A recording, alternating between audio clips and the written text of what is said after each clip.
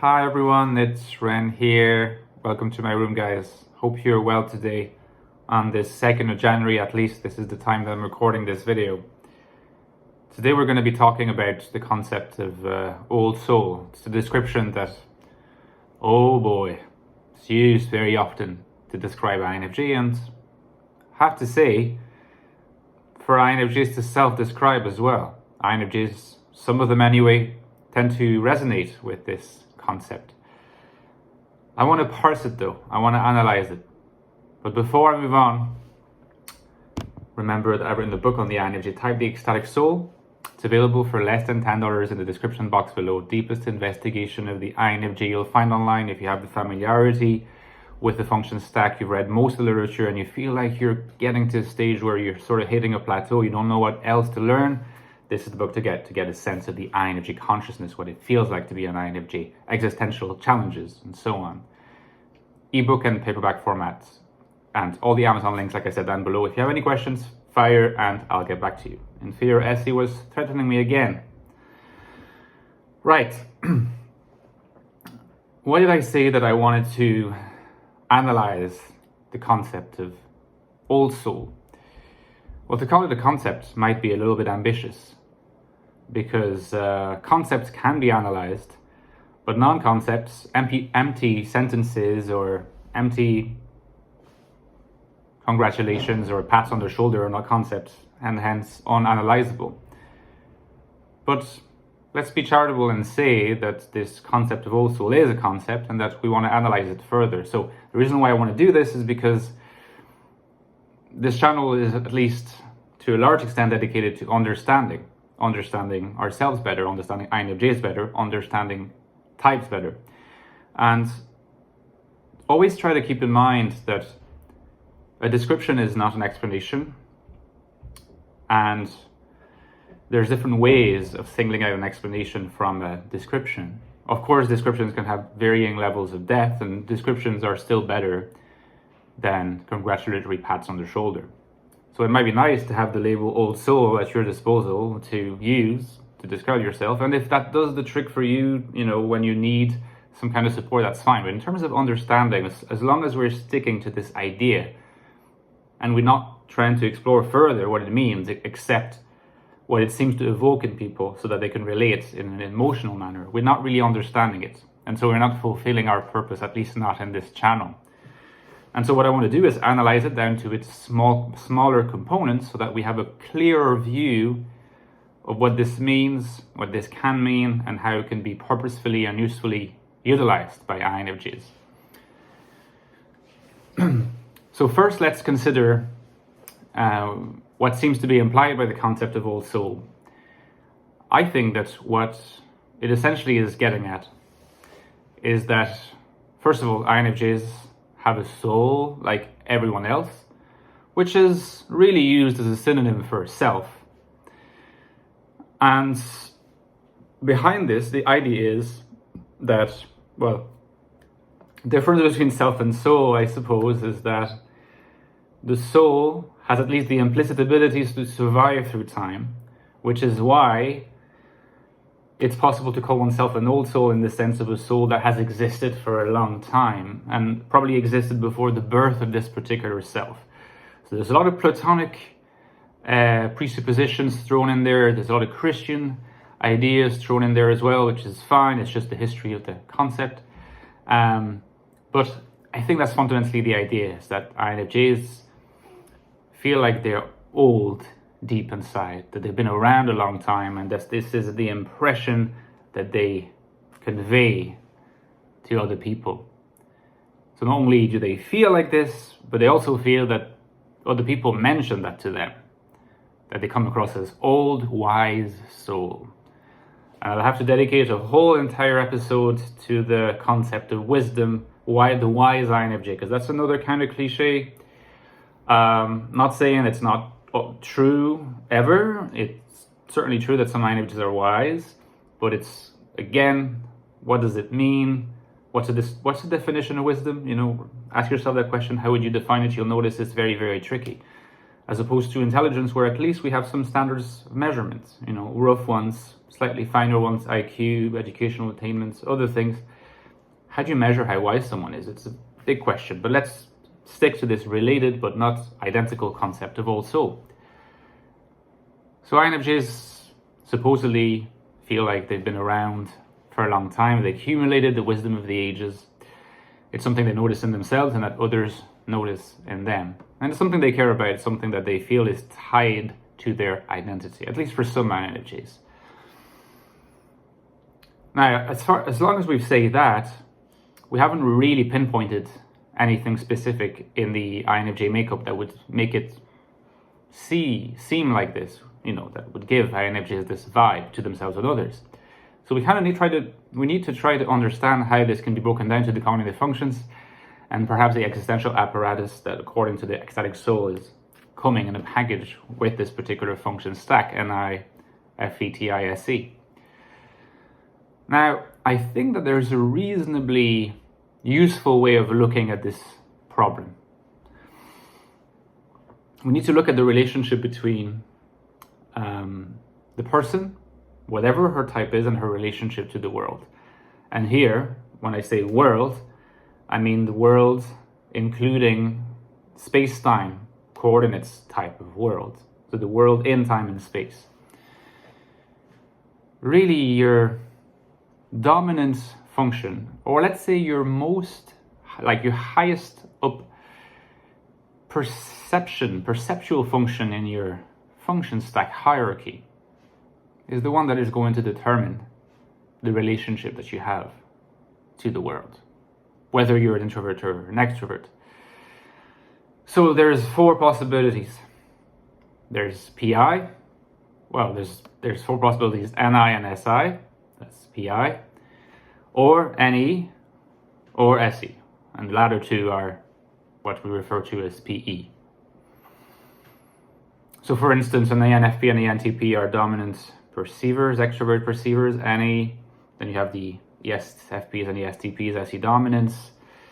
INFJs with INTJs are among the NI dominants, so they're dominated by introverted intuition. And then you also have ISFJs and ISTJs who are dominated by introverted perception, but on the sensing side. And then when you have extroverts, essentially, either extroverts within the extroverted perceivers, introvert within the extroverted perceivers, or extroverts,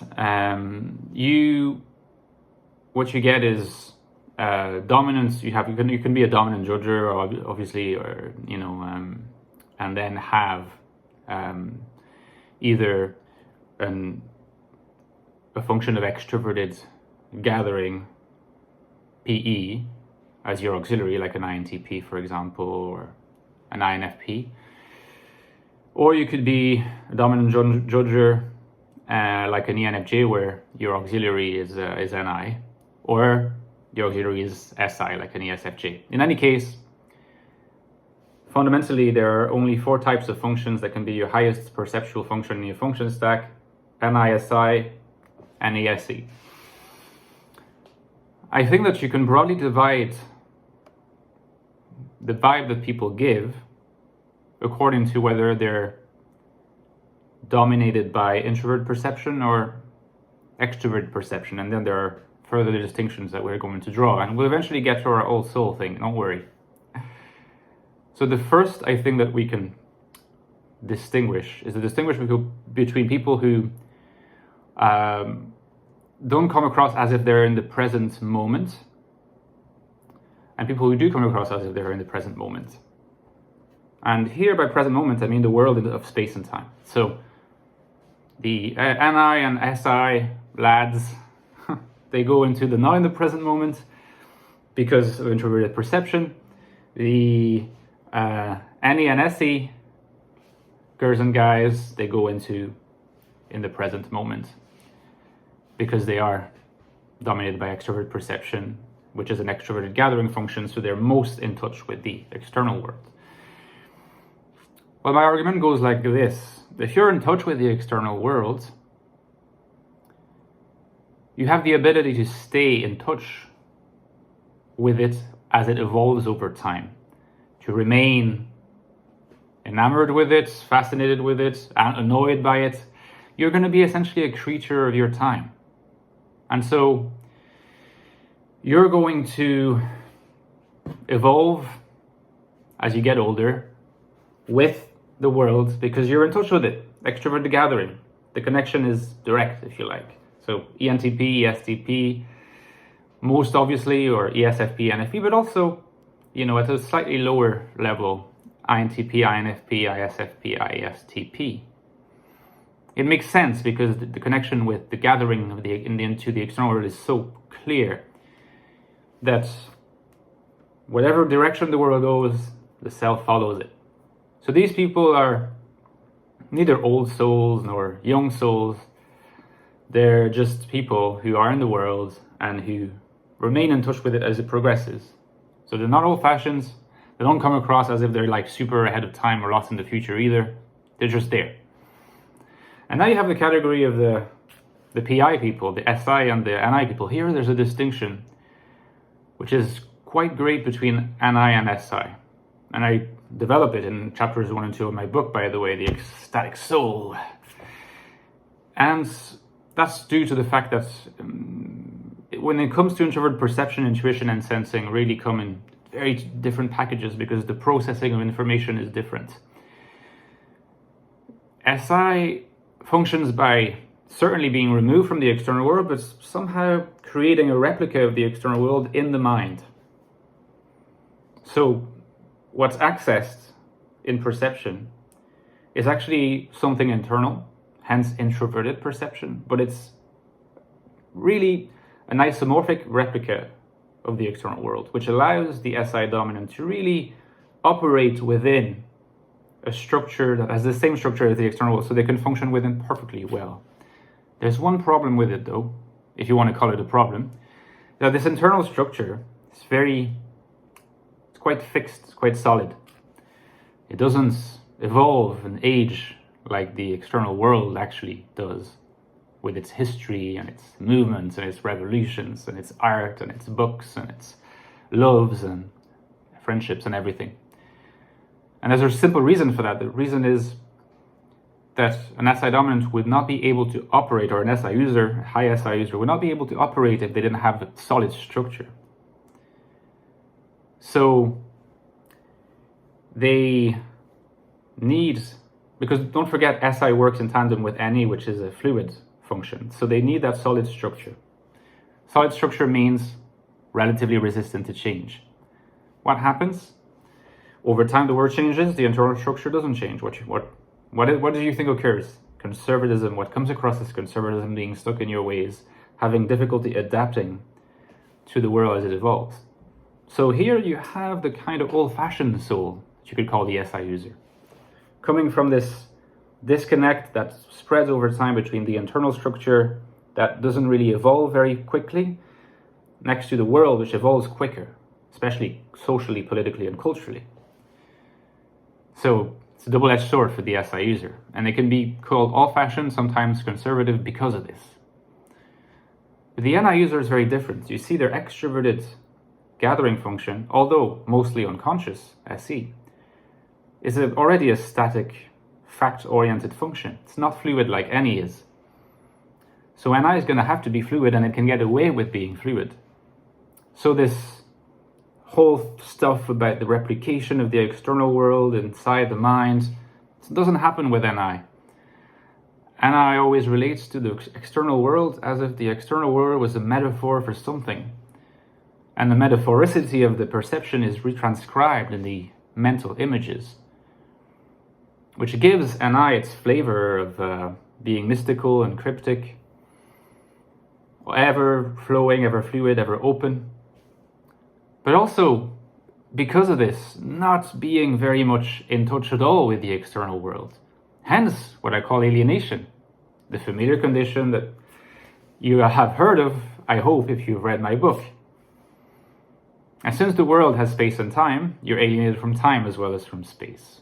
Now, most of the time when we think of inferior SE, we think of alienation from space. Hence, we think of bumping into things, alienation from spatial reality.